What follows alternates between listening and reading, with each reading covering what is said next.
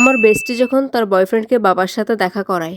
দেখো জান, আমি কিন্তু অনেকবার আমার বাবারে তোমার কথা বলার পর অনেক কষ্টে রাজি করাইছি তোমার লগে কথা কইবার লাগিয়া, কিন্তু আমার অনেক ডর লাগতেছে তোমার বাপের লোকে কি কথা কইয়াম, কি দিয়ে শুরু কইরাম।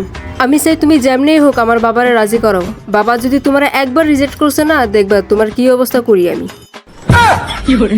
আচ্ছা আচ্ছা ঠিক আছে, আমি চেষ্টা করবো। ইস কি করে যে শুরু কইরাম। আঙ্কেল, আমি জায়েদ খান, আমি আপনার মেয়ের।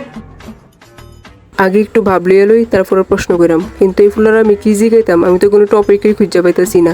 যাই হোক, এই ফুলার কোনোভাবে বুঝতে দেওয়া যেত না। তো জায়েদ খান, তোমার নাম কি তা? আমি জায়েদ খান। তুমি জীবনে বিয়া করছো নি? হ্যাঁ না আঙ্কেল, আমি জীবনেও বিয়া করছি না। আপনি করছেন নি?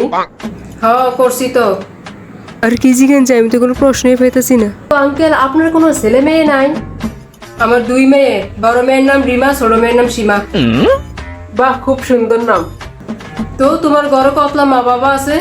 আঙ্কেল, একটাই মা একটাই বাবা আছে আমার। বিয়ের পরে আমার মায়েরা কেমনে খাওয়াইবা?